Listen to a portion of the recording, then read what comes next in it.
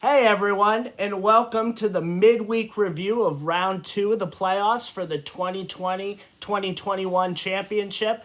I'm the commissioner, joined as always by Joel Gibson. How we doing today, Joel Gibson? Oh, we're doing pretty swell. I bet you are. That was a very smooth introduction. I feel like the last couple have been a little shaky. I was happy with that introduction that time. Um, boy, it's been a little rough. It's been a little rough out here. Everybody seems to be going down with Corona. These 10 to 14 day breaks are really killing us. I think Doug has one with Kevin Porter Jr. You have one with Levine. I now have one with Fox. Quite frankly, I'm just really tired of COVID-19. Yeah, really a bummer about Fox. I was shook, honestly. Yeah, I could tell by that text that you were really shook when you first saw it. I can't describe the feeling that I had when I got that text from you because I was like, oh shit. And then I checked Roto and I was like, well, fair reaction. Fair reaction. We'll get right into it. We'll start with the champs matchup, which just so happens to be Joel Gibson's matchup at the same time. Joel currently holds a 9-2 lead, I believe. Yeah, that's right. 9-2. There are categories that are close. Percentages are both close. Defensive stats are close. I'm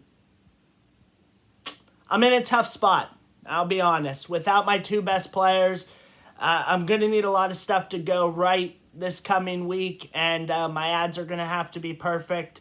I am going to change my vote, and I think Joel Gibson is going to win this matchup. Yeah, I hate it just as much as you do. But I do try to make my picks as unbiased as possible, so I'll change it, but damn it, I'm going to give it all I got. I'll give you some credit. There's been some really good ads by you. Xavier Tillman was not one of them, but... Hey, he got that one block. You remember, if I win by one block, it was that Tillman ad today that gave me that block. We'll see. Duncan Robinson has been lighting it on fire out there. I know. Anthony Edwards has been pretty solid for you. Yep. Wendell Carter sitting randomly. That was an unexpected surprise for me. Hey, he's playing tonight. I just want to say he's playing tonight, so you better watch out. He's on minutes restriction, but he doesn't need many. But I've been down to Sabonis and Levine, and those are two of my 5 best guys. But we're crushing it. Brandon, I would be more sympathetic to your play if you were playing anybody else. I will keep saying that over and over again, but I think we see it coming. Another championship for the league's greatest player. Yeah, it's tough. You've been down Sabonis and Levine, but I do want it noted that being down Sabonis and Levine is not nearly as bad as being down Fox and Harden, who are arguably, I don't even think it's an argument, they are my 2 best players. Yeah, I can think of at least one player that I like more than Sabonis and Levine for you. So that right there should be argument in and of itself. Rozier has been monstrous for you. Your ads have been okay. I mean, Bruce Brown was great. He was a great ad. Has really been paying dividends. McDaniels, well, he's been kind of weak on the offensive side. He's still getting good defensive stats. I know he was an ad for you. We both got screwed by Satoransky, so I feel kind of even in that. And Killian Hayes for you yesterday kind of just made me chuckle a little bit, but... Yeah, 3 turnovers and... 5 turnovers. 5 turnovers. Oh, that's right, 5. 5 turnovers for Killian. Come on, man. Get it right. Brutal. I'm going to Just keep in mind that Drummond, you also didn't include him. He's been very good as well defensively for me as well. So special mention to him. I think Davis coming back only opens that middle up for him, and that's kind of been showing. He has a lot more space to work with. But outside of that, your players are getting it done. Even on bad shooting, Tatum has been... I mean, he got the triple-double for you earlier in the week. His first career triple-double. We'll point that out as well. Kind of closing up that category for me if I had any hopes. Maybe Brogdon gets one tonight and we have a prayers chance at another one, but I doubt it. That being said, your big men are getting rebounds and light on blocks for you, if I'm honest. I'm shocked by the...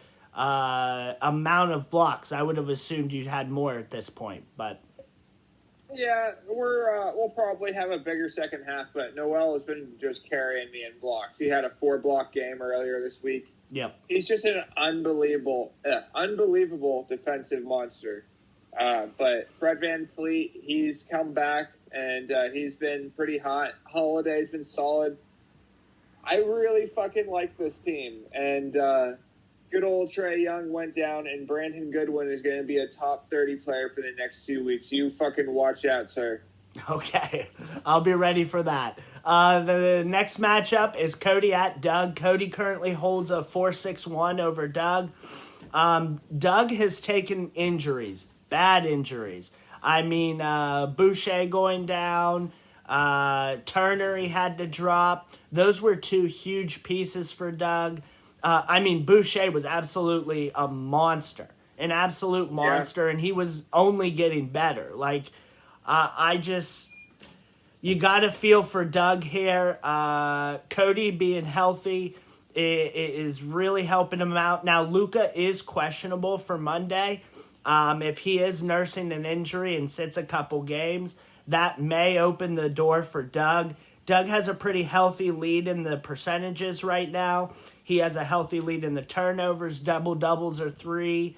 So if there is going to be a comeback, we're likely going to see it in the rebounds, assists, or steals area for this matchup. And if Luka is healthy for Cody, I like it. I think that I'm going to switch my pick on this one as well. I believe I picked Doug. I'm now switching over to Cody. Cody is the 8th seed, may make it to the championship, and I believe this will be 3 consecutive championships for Cody. That would be a monster accomplishment in and of itself. Yeah. Doug's team just has some question marks, and it's really unfortunate because earlier this year his team was unbelievable. Boucher and Turner were just really carrying him in blocks, and now he's beatable in that category. Yeah. Kawhi being out long term does not help him whatsoever. You look at the IRs and Doug having Kawhi and KPJ on his IR. KPJ was a significant contributor to Doug as well, where you flip over to Cody and he has Oladipo and Clay on his IR. I think that kind of tells the story of the matchup in and of itself. It's just really tough. Zinger could sit at any moment. For Butler could sit at any moment. There's a lot of players. I know that Schroeder also has a questionable tag. I'm not sure if it's probable. No, he's questionable for Monday. And you never know with Kyrie. So there's a lot of question marks. Now, Kyrie had a monster game today.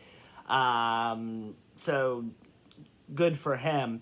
But Doug has an uphill battle here. And can you believe it? Doug only has 18 blocks through the first week when he was putting, he had over 80, 90 blocks last matchup. That is insane. And Cody's almost doubled him up in blocks. It's a rough sled for Doug. It's really unfortunate. Yep, falling apart at the wrong time. And Cody just slid into the playoffs and is healthy at the right time. Yep. You can't. You just gotta like shake your head sometimes because getting in as the 8, beating the 1, now might be beating the 4 to get to the championship. Obviously, an 8's never made it to the championship, but like I said, shout out to Cody and his work over the last 3 years. 3 straight championships.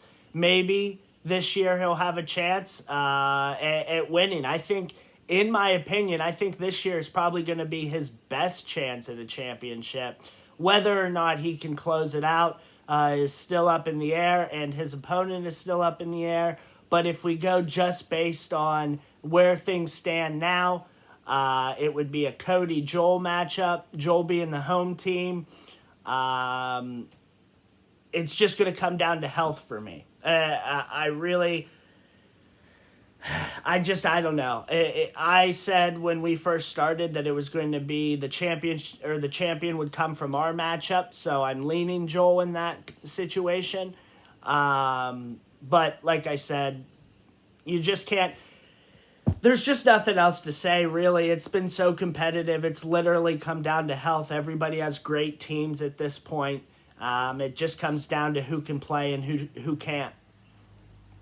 Gee whiz, man. I wish there was someone who had just had the foresight to say, depth might be the most important thing this year, and having 2 IR spots just really open things up. Yeah. Yeah, I hear you. Yeah, and that guy would be smart and would be looking potentially at another championship. Yeah, well, I also like to point out that I wasn't going to do the 2 IR spots, and everybody in the league voted for it. It's a completely different game. It's a completely different playoff if we only have 1 IR spot.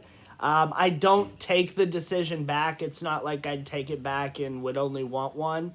But that decision alone changed everybody's ability, at least, to cycle and things like that. I mean, we're going back to 1 IR spot next year, just so everybody knows. No more fucking COVID IR spot. Next year, it's leaving. I think we should take a vote and see if we want to keep the 2nd IR spot, because I fucking love it. Maybe we'll take a vote. All right, I won't say we're getting rid of it. If we want to do 2 and we want to make that a permanent installation, we certainly can. If that's the case, though, I guess that would go hand in hand with 150 free agent dollars as well. We can talk about it in the offseason. But that being said, there's still a lot of games left. Doug could still pull it off. I could still pull it off. But right now it's looking like Cody and Joel championship. Man, sounds tasty to me. Not so tasty to me. But I'm still the champ, at least for another 3 weeks, so you can't take that away from me. I will say, if you do win the championship, I will hand deliver the trophy. I'm not going to mail it to you. It's going to be an excuse for you and I to get together, so keep that in mind.